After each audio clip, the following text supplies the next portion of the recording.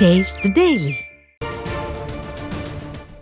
ஸ்டாலினின் failure model ஆட்சியை அகற்ற மக்களை காப்போம் தமிழகத்தை மீட்போம் என்கிற உயரிய லட்சியத்துடன் புரட்சி தமிழர் எழுச்சி பயணம் மேற்கொண்டு வருகிறார்.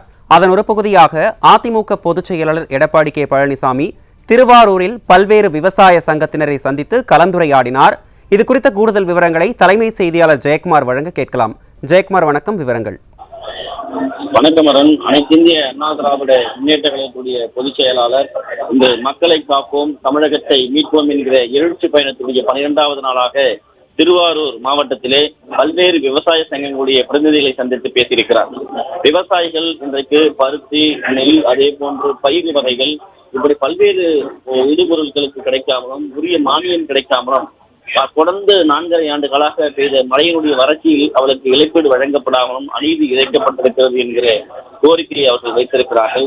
மிகப்பெரிய வேதனையை விவசாயிகள் அதிமுக பொதுச் செயலாளர் கோரிக்கையாக வைத்திருக்கிறார்கள். குறிப்பாக கோயம்புத்தூர், விழுப்புரம் தொடர்ந்து இன்றைக்கு பல்வேறு மாவட்டங்களிலே இந்த சூறாவளி பிரச்சாரத்திலே ஒவ்வொரு நாளும் சாலையிலே விவசாயிகளை சந்தித்து பேசுகிற பொழுதும் தொழில்துறையினை சந்தித்து பேசுகிற பொழுதும் அவருடைய துயரும் கண்ணீர் வேதனை என்பது ஆளுகிற அரசு அவர்களை கைத்தழுவி இருப்பதைத்தான் காட்டுகிறது. ஆட்சியில் இருந்தபோது அதிமுக அரசு விவசாயிகளை எப்படியெல்லாம் உதவியது, அவர்களை கொண்டாடியது, விவசாயிகளை பாதுகாத்தது என்பதை அவர்கள் நினைத்து பார்க்கிறார். அதே நேரத்திலே இன்றைக்கு திமுக அரசு இன்றைக்கு விவசாய பெருங்குடி மக்களை எப்படி வஞ்சித்திருக்கிறது என்கிற வேதனையை அவர்கள் வெளிப்படுத்துகிறார்கள். குறிப்பாக உற்பத்தி செய்யக்கூடிய பொருளுக்கு பாதுகாத்து வைப்பதற்கு கிடங்குகள் இல்லை. அதே நேரத்திலே விளைவித்த பொருள்களுக்கு உரிய விலை இல்லை. வாங்கப்பட்ட பொருள்களுக்கான தொகையை கொடுப்பதில்லை. அந்த பயிரிடுகிற பொழுது ஏற்படுகிற பூச்சிக்கொல்லி, அதனால் ஏற்படுகிற பாதிப்புகளுக்கு நிரந்தரமான உரங்களோ அல்லது அதற்கான மருந்துகளோ வழங்கப்படுவதில்லை. இயற்கை பேரிடர்களாக இருக்கக்கூடிய பெருமழையில் கூட நிவாரணம் வழங்கப்படவில்லை. காப்பீடு முறையாக அமல்படுத்துவதில்லை. வேளாண் பொருட்கள் வழங்கக்கூடிய டிராக்டர் போன்ற பொருட்கள் வழங்கக்கூடிய விவகாரத்திலே மிகப்பெரிய அளவிலே திமுக அரசு மோசடியை செய்திருக்கிறது.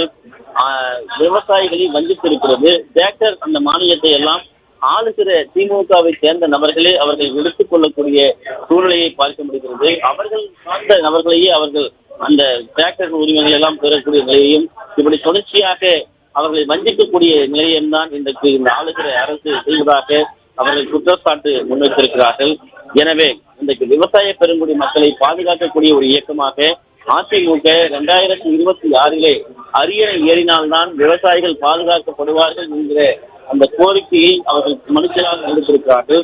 அதனை ஏற்று அவர் அனைத்து இந்திய அண்ணா திராவிட முன்னேற்ற கழகத்தின் பொதுச் செயலாளர் புரட்சி தமிழர் எடப்பாடி பழனிசாமி அவர்கள் பேசுகிற பொழுது உங்களுடைய கோரிக்கை எல்லாம் நான் அனைத்தையும் பார்த்தேன், கேட்டேன். 2026 அனைத்தையும் சரி செய்து கொடுக்கப்படும். ஆளுகிற திமுக அரசு உங்களை வஞ்சித்தாலும் நாங்கள் அதற்கு 2026 புதிய அத்தியாயத்தை எழுதுவோம். விவசாயிகளை பாதுகாப்போம். விவசாயம்தான் இந்த நாட்டினுடைய முதுகெலும்பு. எனவே நாங்கள் அதை விவசாயிகளை கைவிட மாட்டோம் என்கிற நம்பிக்கையை விவசாயிகளுக்கு அவர் விதித்திருக்கிறார். 2026 அதிமுக தான் அரியணை ஏற வேண்டும் என்கிற அவர்கள் அந்த உண்மையான அந்த வாசகத்தை அவர்கள் வேதனையை கோரிக்கையை தெரிவித்திருக்கிறார்கள். இந்த ஸ்டாலினுடைய மாடல் ஆட்சி என்பது ஃபெயிலியர் மாடல் ஆட்சியாகத்தான் இருக்கிறது என்கிற வேதனையை அவர்கள் வெளிப்படுத்தியிருக்கிறார். அதாவது ஏரி வடுகளாக இருக்கட்டும், கால்வாய்களாக இருக்கட்டும், அதே போன்று ஆறுகளாக இருக்கட்டும், தூர்வாராமல் ஆகாய தாமரைகளும் முள்செடிகளும் முளைத்து மிகப்பெரிய அளவிலே நாசத்தை ஏற்படுத்திக் கொண்டிருக்கிறது. கடைமடை வரை நீர் செல்வதற்கு மிகப்பெரிய துயரத்தில் இருக்கிறது. இப்படித்தான் இந்த 4.5 ஆண்டுகளாக விவசாயிகள் வஞ்சிக்கப்பட்டிருக்கிறார்கள். நீர்நிலைகள் எதுவுமே பாதுகாப்பதற்கு இந்த அரசு முன்வரவில்லை. அதிமுக அரசு செய்ததோடு அந்த நீர்நிலைக்கான பணிகள் எல்லாம் நின்றுவிட்டது என்கிற வேதனையை தெரிவித்திருக்கிறார்கள். கடந்த 4 ஆண்டுகளாக காப்பீட்டு தொகை வழங்காமல் இழுப்பிடிக்கப்பட்டிருக்கிறது. அதே போன்று ஏடிபி என்று சொல்லக்கூடிய ஏடிபி 59 நெல் ரக ஆடுதுறை ஆராய்ச்சி பணிகளை 3 ஆண்டுகளுக்கு முன் கண்டுபிடித்த விவசாயிகளுக்கு இன்னும் வழங்காமல் தனியாருக்கு இந்த அரசு சாலை வார்த்திருக்கிறது. தமிழக முதல்வரும் மற்ற ஆளும் அமைச்சர்களும் பெருமக்களும் டெல்டாவில் இருக்கக்கூடிய விவசாயிகளை, விவசாய சங்கங்களை தொடர்ந்து சந்திப்பதை புறக்கணித்திருக்கிறார்கள். குறிப்பாக இந்த ஆட்சி என்பது விவசாயிகளில் புறந்தள்ளி இருக்கிறது. பருத்தி, ஆலை கரும்பு, அதே போல பல்வேறு சார்ந்த தொழில்களில் மிகப்பெரிய அளவில் வசிக்கப்பட்டிருக்கிறது. எனவே இந்த பகுதியிலே திருவாரூர் மிகப்பெரிய வேளாண் சார்ந்த ஒரு பூமியாக இருக்கிறது. வேளாண் கல்லூரி இந்த பகுதியிலே கொண்டு வர வேண்டும் என்ற கோரிக்கை நாங்கள் வைத்திருக்கிறோம். நிராகரித்திருக்கிறார்கள். நீங்கள் அதனை வழங்க வேண்டும் என்று இன்றைக்கு விவசாய பெருங்குடி மக்கள் தொடர்ந்து அந்த கோரிக்கையை முன்வைத்திருக்கிறார்கள். பூச்சி மருந்து அடிப்பதில் மலட்டுத்தன்மை அடைகிறது. விவசாயம் முற்றிலும் அழிந்து வருகிறது. எனவே அதனை பார்ப்பதற்கு பயோ வெக்டேஷன் உரங்களை பயன்பாட்டிற்கு கொண்டு வர வேண்டும். கால்நடைகளுக்கு இன்சூரன்ஸ் வழங்க வேண்டும். மொத்தத்தில் இந்த அரசு விவசாயிகளையும் காக்கவில்லை, கால்நடைகளையும் காக்கவில்லை.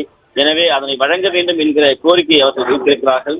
விவசாய தொழிலாளர்கள் பெருமளவில் குறைந்துவிட்ட நிலையில் அவர்களுக்கான இயந்திர பயன்பாடு மூலமாக வேளாண் உற்பத்தி அதிகரித்துக் கொண்டிருக்கிறது. அந்த அந்த பயன்பாட்டிலும் திமுகவுடைய தலையீடு அட்டுழியங்கள் அதிகமாக இருக்கிறது. எனவே மானிய இயந்திர பயன்பாட்டை ஊக்குவித்து வேளாணுடைய உற்பத்தியை பெருக்குவதற்கு வழிவகை செய்ய வேண்டும். பொருளாதாரத்திற்கு முன்னேற்றம் அடைவதற்கு விவசாயிகள் தான் முக்கிய காரணம். அதனை இந்த அரசு கண்டுகொள்ளாமல் இருப்பது மிகுந்த துரதிருஷ்டவசமானது என்று தெரிவித்திருக்கிறார்கள். அதே போன்று அம்மா பருவத்திற்கு நடவு செய்கிற போது இயந்திர நடவு ஏக்கர் ஒன்றுக்கு 4000 ரூபாய் மத்திய அரசு நிதி ஆதாரமாக வழங்க ஆவணம் செய்ய வேண்டும் என்று கோரிக்கை வைத்திருக்கிறோம். அதையெல்லாம் இந்த அரசு நிராகரித்திருக்கிறது. தாங்கள் தான் எங்களுக்கு இந்த கோரிக்கைகளை நிறைவேற்றி தர வேண்டும் என்கிற ஒரு கோரிக்கையை அதிமுக பொதுச் செயலாளர் புரட்சித் தமிழர் எடப்பாடி பழனிசாமியிடம் பல்வேறு விவசாய கூட்டமைப்புகளுடைய பிரதிநிதிகள் இன்றைக்கு வைத்திருப்பது குறிப்பிடத்தக்கது. விவரங்களை வழங்கியமைக்கு நன்றி ஜெயக்குமார்.